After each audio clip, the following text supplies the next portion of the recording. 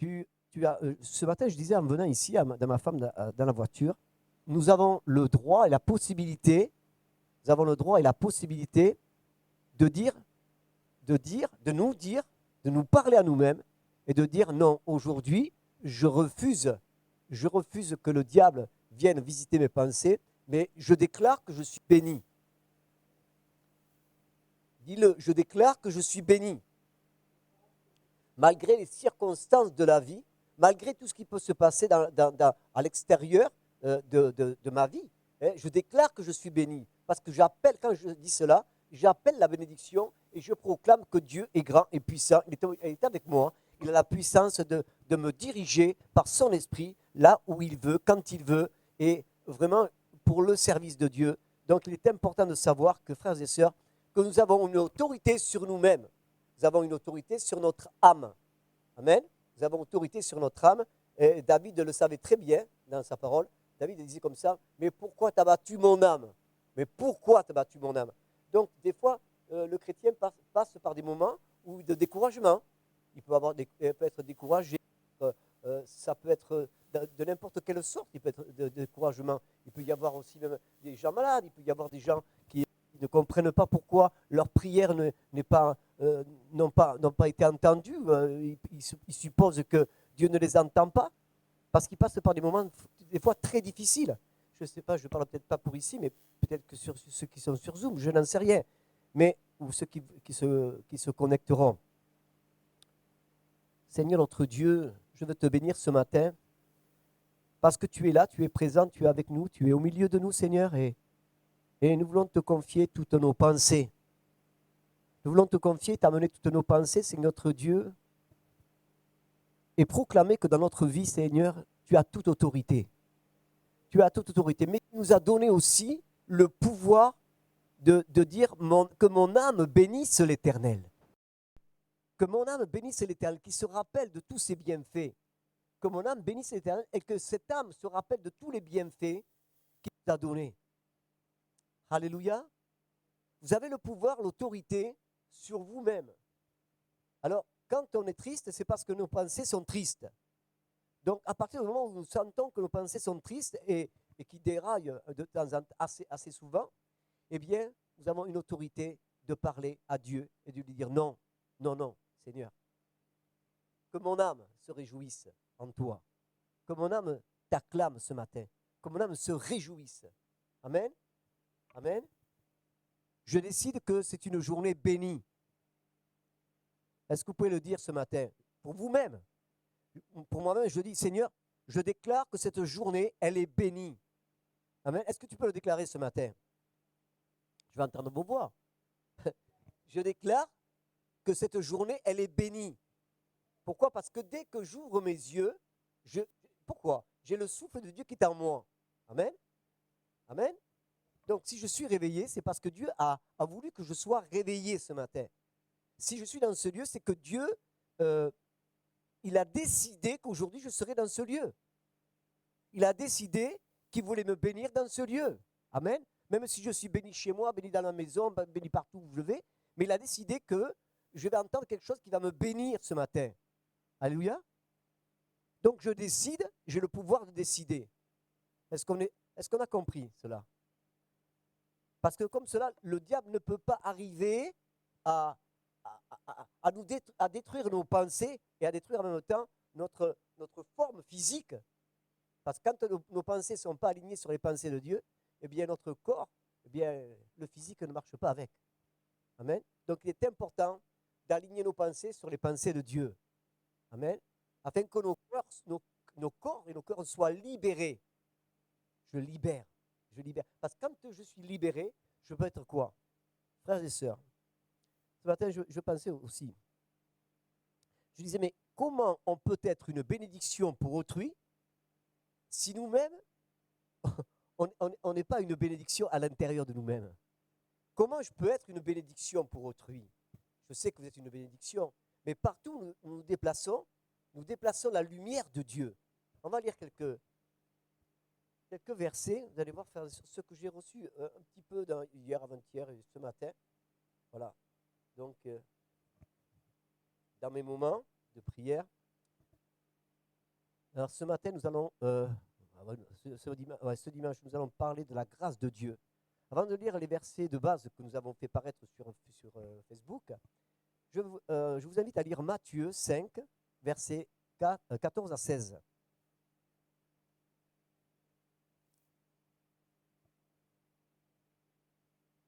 Vous êtes, écoutez bien frères et sœurs, et détaillez bien tous les versets. Vous êtes la lumière du monde. Vous êtes la lumière du monde. Amen. Une ville située sur une montagne ne peut pas être cachée. Amen. Regardez. Et on n'allume pas une lampe pour la mettre sous le boisseau, mais on la met sur le chandelier et elle éclaire tous ceux qui sont dans la maison. Alléluia. Amen. Donc cette lumière, quand Dieu nous dit comme ça, vous êtes une lumière.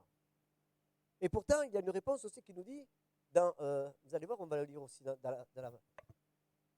en même temps, on va le lire, vous allez voir aussi qu'il y a une réponse extraordinaire de la part de Christ qui nous affirme dans Jean 8, verset 12.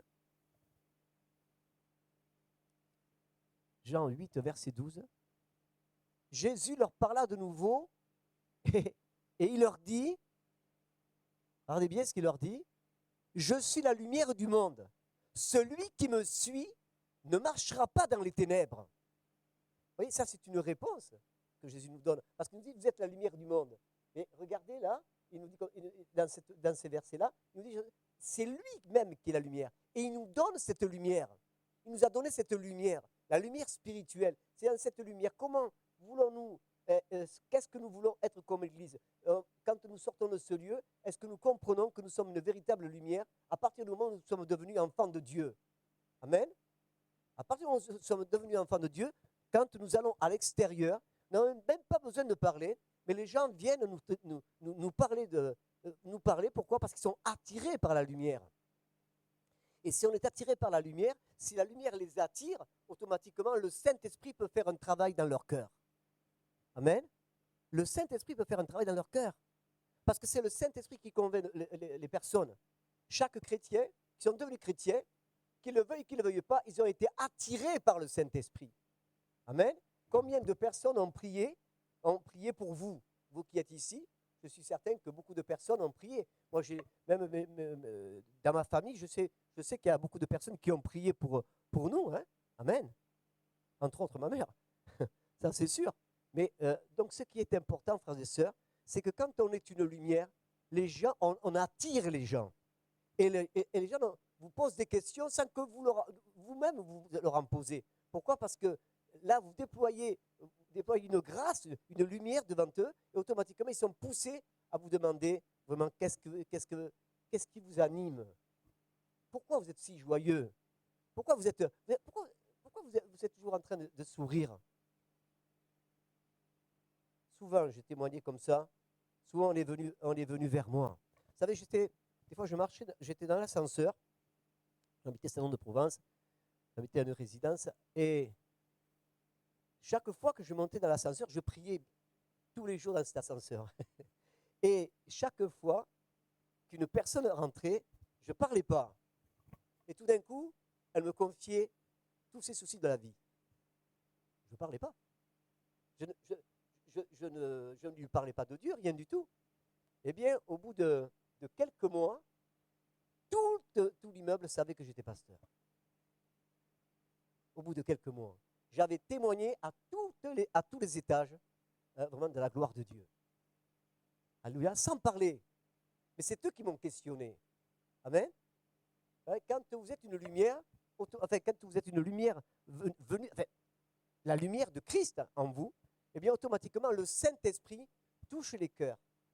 Le Saint-Esprit touche les cœurs.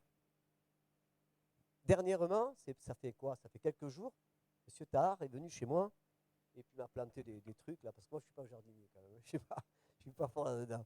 Alors il est venu me planter quelques affaires, c'est M. Tahar derrière là.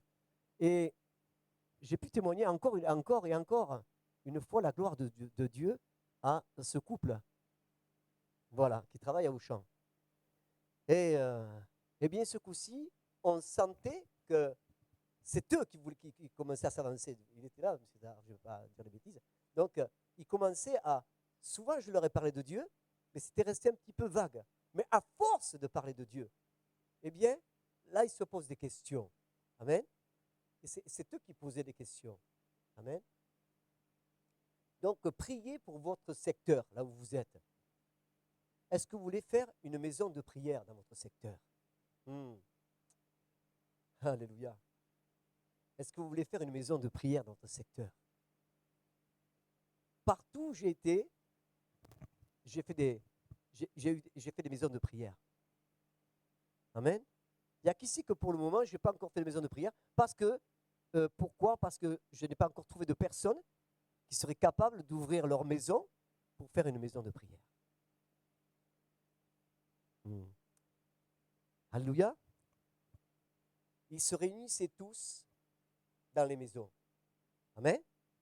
Ils se réunissaient tous dans les maisons et ils priaient ensemble. Parce que des fois, dans une église, on n'expose pas trop nos problèmes. C'est vrai ou pas vrai? Ouais, c'est vrai. Donc, par contre, dans un petit groupe qui est bien conduit, amen, eh bien, les gens arrivent à se confier et on peut prier les uns pour les autres parce qu'on n'est pas nombreux. Amen. Et on peut apporter nos difficultés. On peut apporter ce qu'on ne dit pas à l'église. Amen. Donc, il est important d'avoir et d'ouvrir des maisons de prière. C'est comme cela qu'elle se multipliait, l'église. Alléluia. C'est comme cela que s'est multipliée l'église. L'église se multiplie, pourquoi? Parce que quand ils sont 12, hop, 12 ou même ou 10, du moment qu'il y a quelqu'un, un chef, quelqu'un qui est beaucoup plus spirituel et qui est apte à conduire un peuple, eh bien, automatiquement, il se passe des miracles. Parce que dans cette assemblée, vous savez, quand j'ai commencé, des fois, mes premiers groupes de prière à Bordeaux, quand on m'avait confié que ça faisait 2 ans de conversion, eh bien, on m'avait confié un groupe qui avait peut-être quelques personnes, 3-4 personnes, en début d'année. Et en fin d'année, ça avait tellement multiplié que l'église a dit non, mais on ne peut pas les laisser comme ça tous ensemble. Là, non, c'est carrément une église, quoi. Donc, on va scinder on va le scinder en 2. Donc, ils ont fait 2 groupes de prière.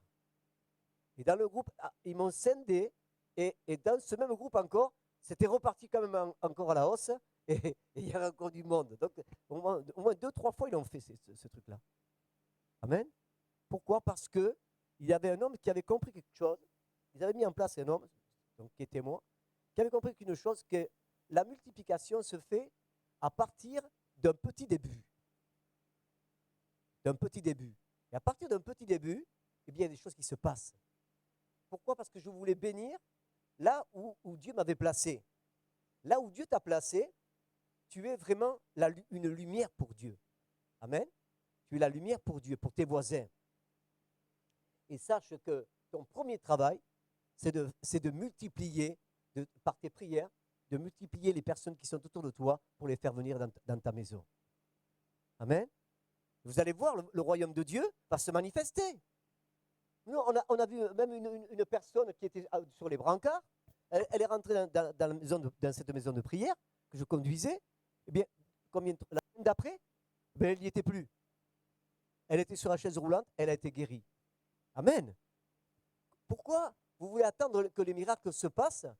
Amen. Si on ne fait pas l'expérience du miracle. Parce qu'on est trop terre à terre. On est trop terre à terre.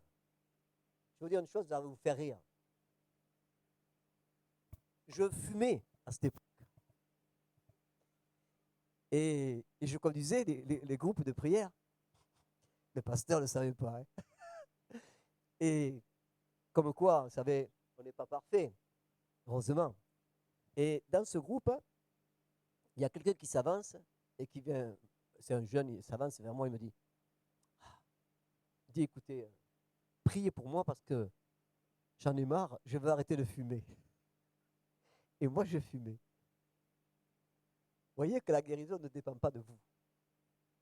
J'étais au fond de moi, ça me serrait au fond de moi. Mais j'ai prié parce qu'il m'a demandé la prière. Donc j'ai prié qu'il arrête de fumer, qu'il soit délivré de la cigarette. Et la semaine d'après, quand je suis revenu, il m'a dit, ça a marché. Je ne fume plus. Et moi, je fumais. J'ai dit, Seigneur, s'il te plaît, enlève-moi ça. Enlève-moi ça. Alléluia. Voyez, comme quoi la guérison, elle n'arrive pas par un homme. Elle arrive parce que Dieu se sert d'un homme, mais en réalité, celui qui guérit, c'est Jésus. Celui qui guérit, c'est Dieu. Celui qui délivre, c'est Dieu. Donc quand je prie pour quelqu'un, ne vous attendez pas à ce que ce soit oh là là, alors lui, il a une puissance, alors il a une puissance à prière, une puissance. Non, non. C'est parce qu'il met en pratique ce qui lui a été demandé. Donc ce n'est pas lui qui le fait, mais c'est la gloire de Dieu qui descend. Amen. Alléluia. Est-ce que vous le croyez, ça? Moi, je l'ai vécu toujours. Donc la guérison ne vient pas de toi, mais elle vient de Dieu. Alléluia. Donc vous êtes tous appelés à prier les uns pour les autres. Amen. Quand on a compris toutes ces choses-là, il y a des choses qui peuvent vraiment changer votre vie spirituelle. Alléluia. Donc vous voyez, on va le relire parce que c'est important. Jésus leur parla de nouveau. Il leur dit, je suis la lumière du monde. Celui qui me suit. Donc il a parlé de celui qui le suit. Hein? Amen. Mais comment le suivre? Comment suivre Jésus maintenant? Puisqu'il est mort, il est ressuscité, il n'est pas sur la terre. Mais comment suivre Jésus? Suivre Jésus, c'est le suivre par rapport à sa parole, par rapport à la parole qui est donnée, par rapport à la Bible. Amen. Celui qui me suit ne marchera pas dans les ténèbres, mais il aura la lumière de la vie. Parce que c'est à partir du moment où on marche avec Jésus que l'on reçoit le Saint-Esprit, que le Saint-Esprit éclaire la parole, et quand elle éclaire la parole, mais nous ne marchons pas tout seuls, nous marchons avec l'Esprit de Dieu. Amen. Amen. C'est avec l'Esprit de Dieu que nous marchons, que nous sommes en train de prendre des positions. Nous allons découvrir comment le surnaturel rejoint le naturel. Dans Ésaïe 60, Ésaïe 60, 2 à 3.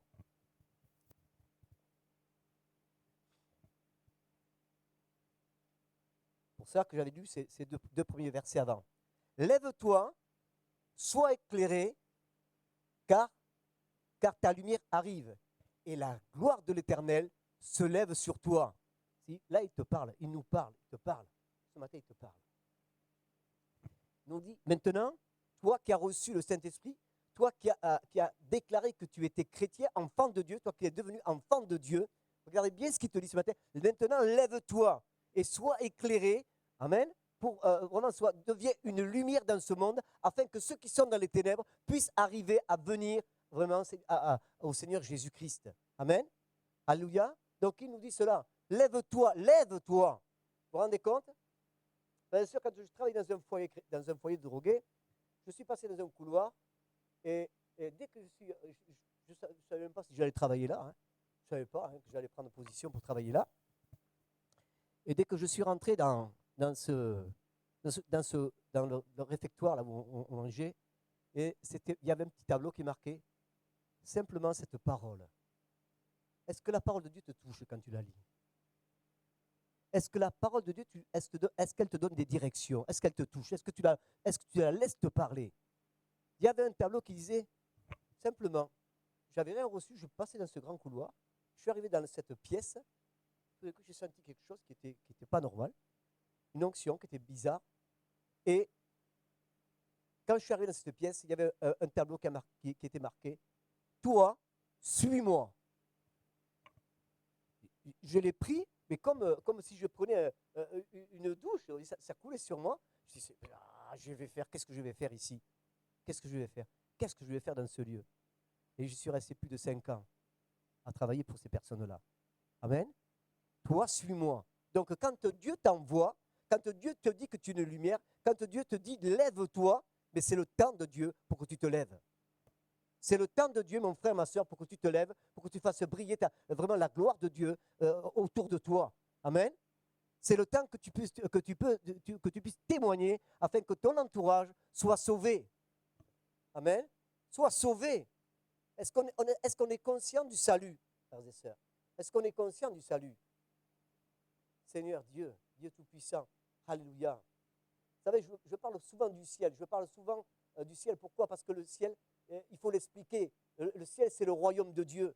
Donc, quand on explique le ciel, l'onction, toute l'onction de Dieu vient dans le naturel. Amen. L'onction de Dieu descend. Le ciel descend dans ta vie. Lorsque tu t'occupes du ciel, lorsque tu t'occupes de prêcher le ciel, le royaume de Dieu, excusez-moi, lorsque tu t'occupes de ça, ben, automatiquement, le ciel rejoint le surnaturel, rejoint le naturel. Amen. Ah. Alléluia. Est-ce que vous avez vu des miracles? Est-ce que vous avez vu des miracles autour de vous se passer?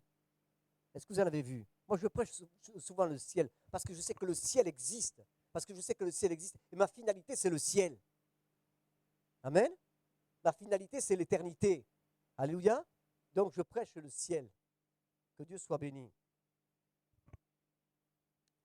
Seigneur Jésus.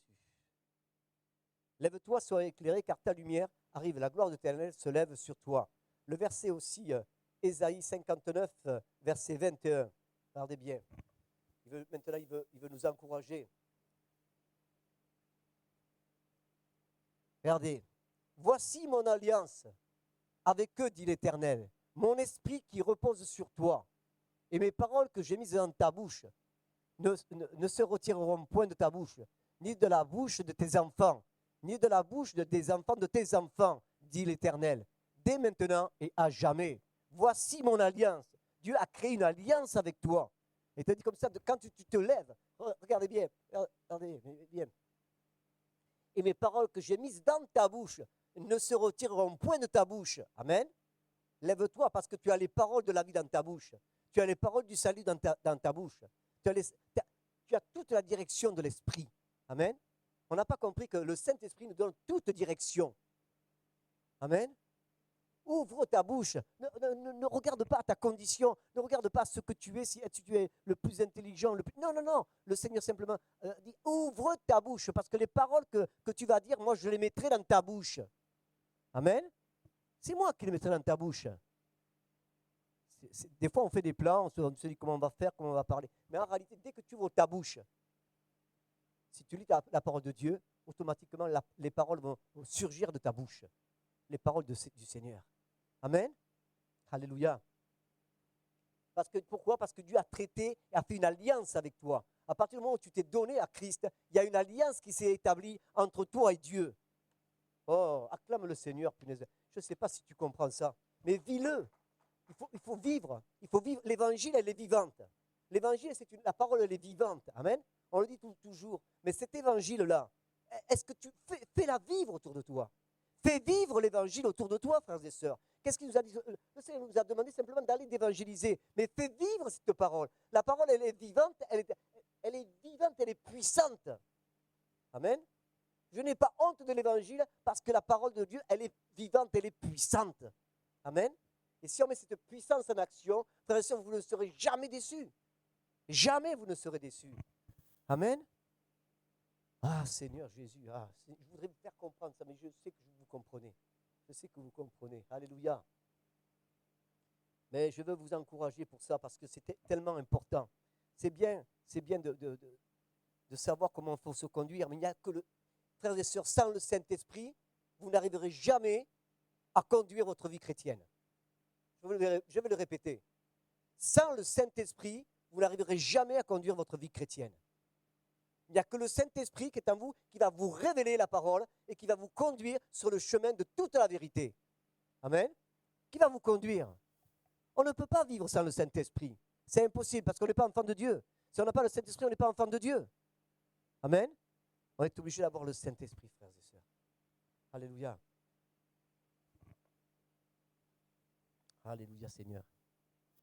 Voici mon alliance avec eux, dit l'Éternel, mon esprit qui repose sur toi et mes paroles que j'ai mis dans ta bouche. Mon esprit, les paroles de Dieu, nous dit que ceux qui acceptent le Seigneur Jésus-Christ, le Messie, et qui se détournent de ses péchés, le Saint-Esprit viendra sur eux.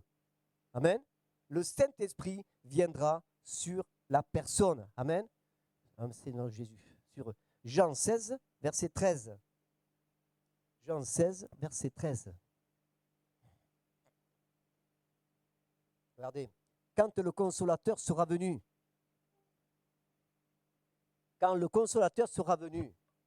l'esprit de vérité, amen, l'esprit de vérité, il vous conduira, vous vous rendez compte de tout ce qu'il y a, dans toute la vérité, car il ne parlera pas de lui-même, mais il dira tout ce qu'il aura entendu et il vous annoncera les choses à venir. Vous voyez que sans le Saint-Esprit, mission impossible. Sans le Saint-Esprit, nous restons dans une forme de religiosité.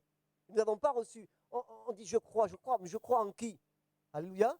Si je n'ai pas reçu le Saint-Esprit, frères et sœurs, je suis inopérant dans ma vie. Amen. Donc c'est important, frères et sœurs, de savoir.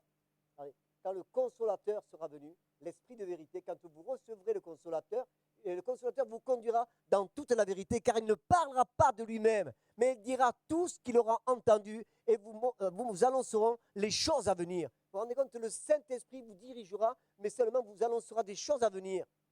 Amen. Donc vous ne serez pas, dépourvu, parce qu'il vous avertira. Amen. Alléluia Jésus.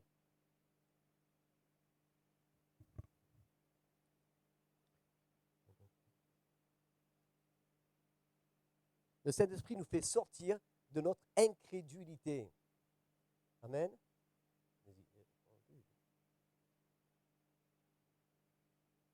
Excusez-moi. Le Saint-Esprit nous fait sortir de notre incrédulité et nous prenons conscience de notre nature charnelle. Il illumine les yeux de notre cœur nouveau. Amen. Et il nous instruit. On va lire dans Ézéchiel 36, versets 26-27.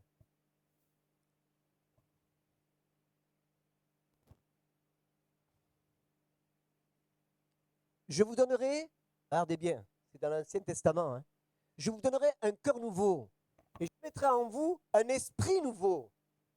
J'ôterai de votre corps le cœur de pierre et je vous donnerai un cœur de chair. Amen. Ça veut dire le Saint-Esprit. Amen. Alléluia, Jésus. J'ai dit 27, hein, j'ai dit, ouais. Je mettrai mon esprit en vous et vous ferez en sorte que vous suiviez mes ordonnances, que si vous suiviez mes ordonnances et que vous observez et mettez en pratique mes lois, amen, vous mettrez en pratique mes lois, amen, alléluia, que vous pratiquiez mes lois. Excusez-moi, je mettrai mon esprit en vous et je ferai en sorte que vous suiviez mes ordonnances et que vous observiez et pratiquiez mes lois, amen, que vous pratiquiez ma parole, alléluia. Je vous donnerai un cœur nouveau. Lorsqu'on devient chrétien, frères et sœurs, on reçoit un cœur nouveau. On reçoit un esprit, on reçoit un cœur nouveau. C'est-à-dire que le cœur de pierre, avant d'être converti, se transforme en cœur de chair. Et c'est par ce cœur de chair que nous comprenons ce que l'esprit veut dire à l'Église. Nous comprenons ce que l'esprit veut dire à l'Église. C'est pour cela que nous nous réunissons. Pourquoi? Parce que Dieu est puissant par rapport à tout ce qu'il nous a dit. Il nous donne un cœur de chair. Amen. Et ce cœur de chair nous permet d'avoir vraiment une réponse, toutes les réponses que nous nous posons intérieurement. Alléluia. Mon esprit en vous, frères et sœurs, en dehors du Saint-Esprit, il n'est pas possible de vivre le surnaturel de Dieu. Les miracles et autres que nous dit la parole, car c'est la troisième personne de la Trinité, le Saint-Esprit, ensemble avec Dieu le Père et Jésus-Christ. Il nous conduit dans toute la vérité qui se trouve dans la parole de Dieu. Pour une marche chrétienne dans l'abondance de sa grâce, il nous accorde ses bénédictions par les dons spirituels. Amen. Oui, parce que vous n'êtes pas tout seul, vous avez l'Esprit, mais il vous donne des dons spirituels. Amen. Il vous donne des dons spirituels. La vie chrétienne, elle est abondante parce que Dieu n'oublie jamais rien. Au travers de la grâce, au travers de l'Esprit, maintenant, Dieu nous donne aussi sur la terre pour pouvoir travailler pour lui les dons spirituels. Amen. Les dons spirituels. Alléluia Jésus. Pour servir l'Église par la puissance de Dieu, Dieu, guérison, prophétie et le parler en langue. Les fruits de l'Esprit que vous connaissez déjà dans Galates 5, 22, 23. Vous les connaissez, on veut les lire si vous voulez, parce qu'on l'a même lu vendredi. Galates 5, 22, 23. Mais le fruit de l'Esprit, c'est l'amour, la joie, la paix, la patience, la bonté, la bénignité, la fidélité et la douceur et la tempérance. Amen. Ça, c'est le fruit de l'Esprit. Amen. En premier, les dons qu'il va nous donner, c'est servir l'Église par la puissance de Dieu. Amen. Quand on sert l'Église, quand on fait quoi que ce soit comme activité dans l'Église, eh bien automatiquement, on sert Dieu avec sa puissance. C'est pour cela qu'il est important, quand nous servons Dieu, eh bien, de savoir ce que nous faisons dans l'Église. Amen.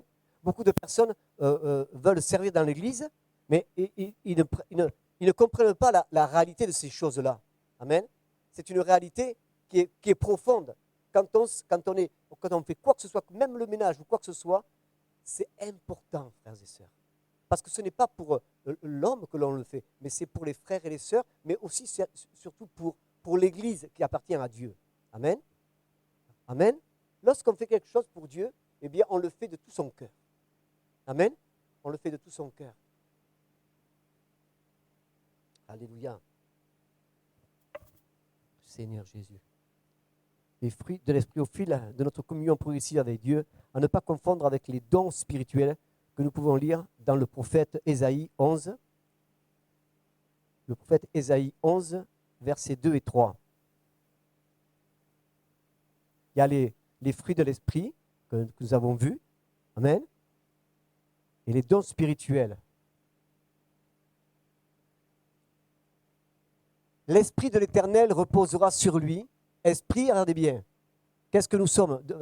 Regardez ce qu'il nous donne par rapport au don de l'Esprit. Sur lui, esprit de sagesse, esprit d'intelligence, esprit de conseil, esprit de force, esprit de connaissance et de la crainte de l'Éternel. Donc, il y a les 7 dons de l'Éternel dans Ésaïe. Après, dans le Nouveau Testament, dans Corinthiens, il y a les 12. Je ne m'en rappelle plus, je vais le dire. Amen. Le nombre 7, c'est la plénitude de Dieu. Hein, ou alors, frères et sœurs, dans l'action du Saint-Esprit, la vie chrétienne n'est pas complète. Il nous guide, nous équipe et nous fait naître de nouveau à une destinée royale, en accord avec la parole de Dieu. Le Saint-Esprit nous guide vers des sommets où règne la paix, la joie et l'espérance. Nous terminons avec cette lecture qui nous parle du Saint-Esprit, les dons spirituels accordés au corps de Christ pour l'utilité commune, dans 2 Corinthiens 12, voilà, de 1 à 11.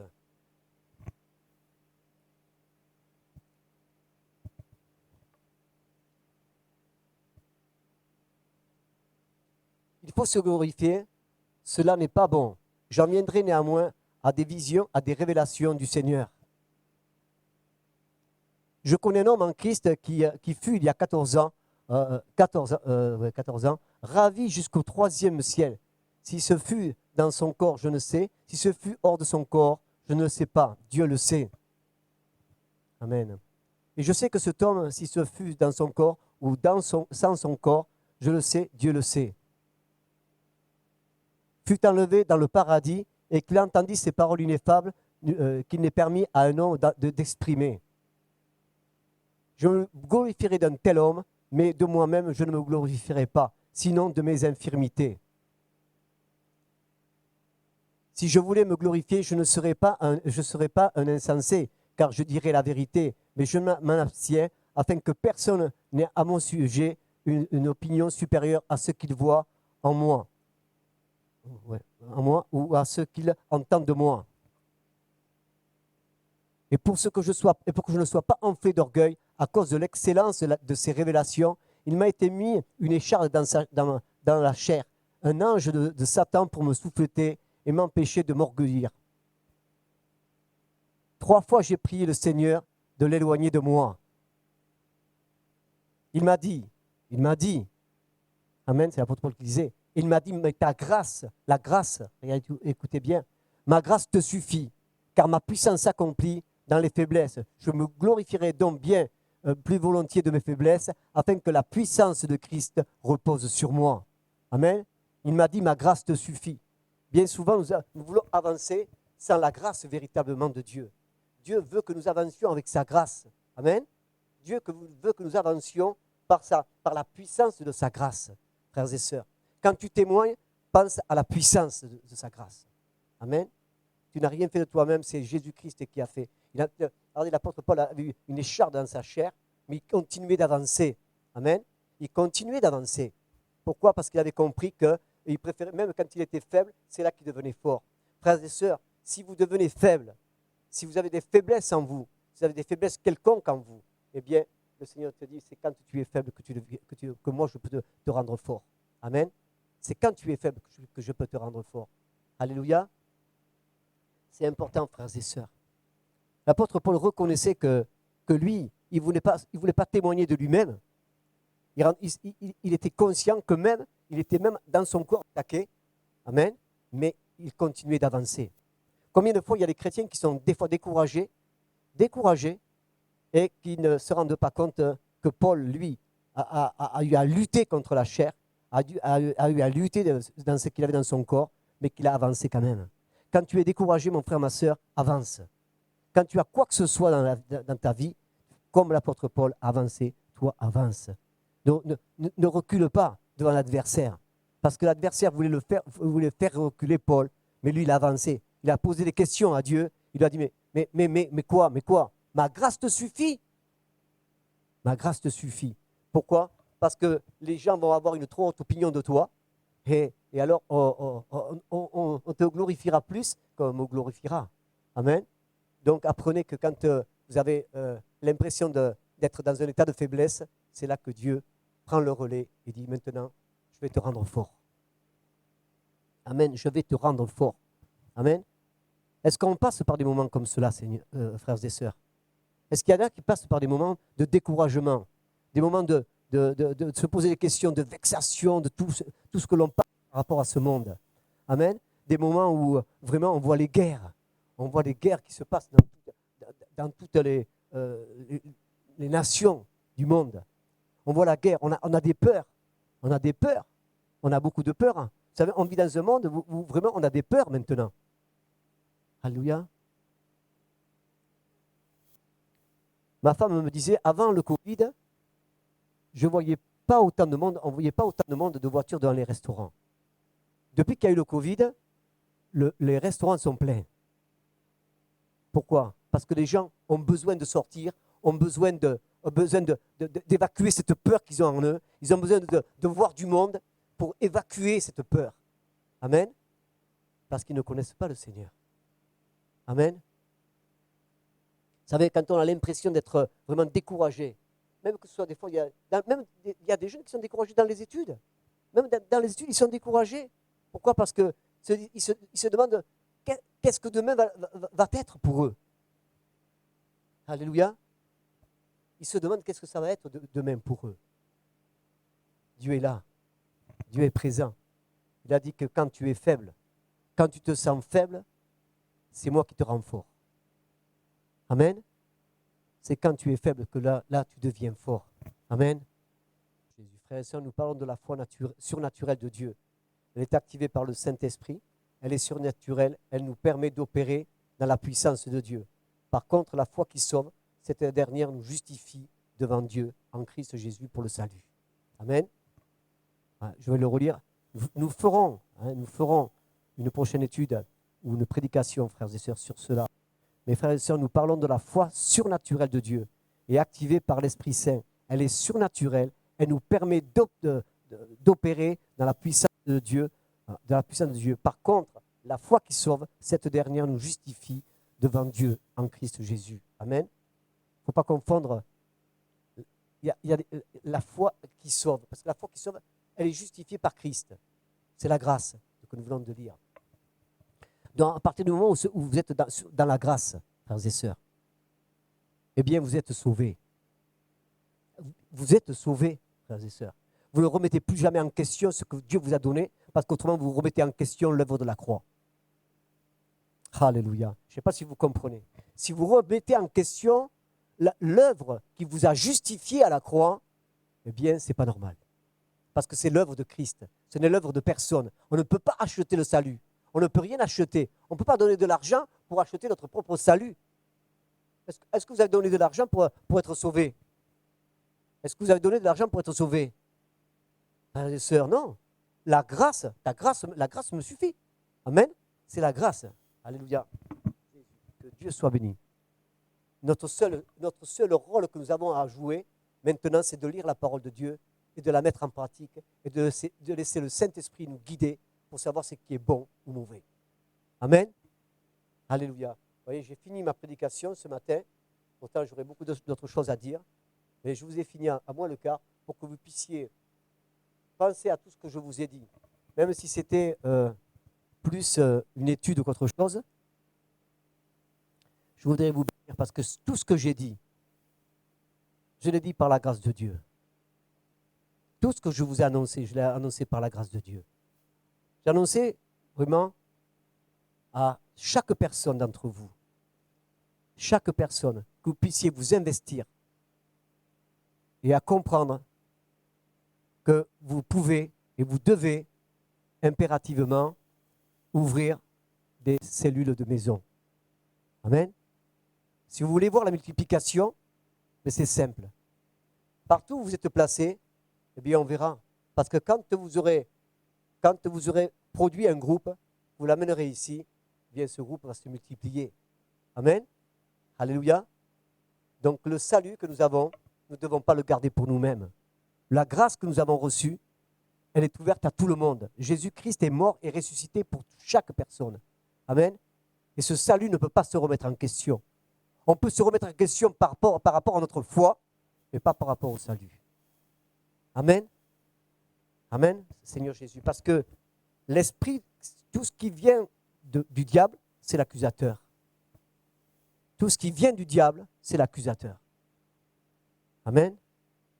Quand on est accusé, c'est l'accusateur, c'est le diable.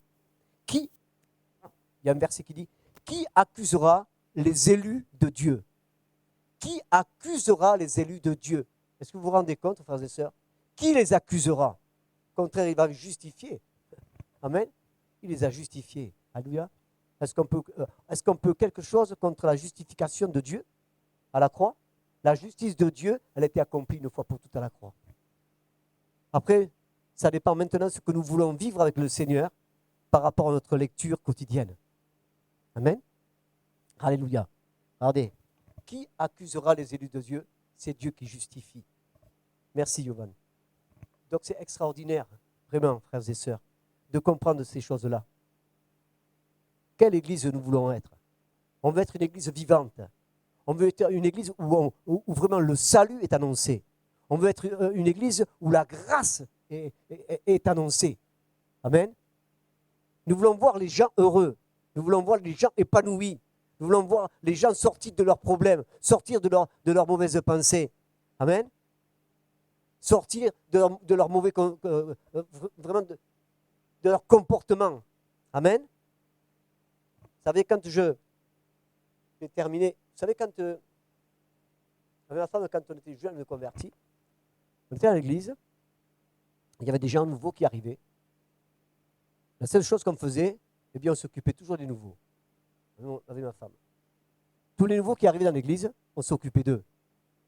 Et on disait comme ça, on regardait l'évolution qu'ils avaient. Eh bien, il y a des choses qui étaient tellement visibles, frères et sœurs. Ils étaient arrivés, ils étaient tristes, et quelque temps après, on les voyait rayonnants de joie, parler ouvertement. Ils étaient vraiment, tout d'un coup, on aurait dit qu'on leur avait mis toutes les paroles dans la bouche du monde. C'était extraordinaire. Ils étaient en train de passer par une transformation. Amen. C'est ce que on veut voir. C'est une église comme ça qu'on veut voir. Des gens passés par la transformation du Saint-Esprit. Amen. Alléluia. Et je crois que quand on en arrivera là, eh bien, on pourra venir à l'église avec une joie abondante. Et on verra des gens vraiment marcher vers l'église en chantant. Hein? Amen. Alléluia. En chantant, en disant, waouh, waouh. Ah, celui-là, il est nouveau. On va voir, on va l'entourer. Il va changer. Il va être transformé. Amen. Alléluia. Merci Seigneur. Merci frères et sœurs d'avoir écouté, d'avoir eu la patience de m'écouter. Ce que j'ai dit, je l'ai dit de la part du Seigneur. Je veux demander à Dieu que vraiment il vous visite par rapport à tout ce que j'ai dit. Qu'il nous rende responsables à tous en tant que disciples du Seigneur, qui nous rende responsables d'aller, d'évangéliser. Il n'y a pas besoin d'aller bien loin des fois, mais là où nous sommes, nous pouvons évangéliser. Amen. Il n'y a pas besoin de parler beaucoup, mais si on reflète la gloire de Dieu, eh bien, le Seigneur va le faire. Le Seigneur fera. Il y a pour récompense, vous verrez la puissance de Dieu venir dans la vie de ces personnes. Il y aura la guérison, il y aura la transformation, il y a la guérison des cœurs qui, vous savez, ça ne se voit pas, mais c'est ce qui est le plus important, c'est le cœur. Amen. Que Dieu soit béni. Alléluia.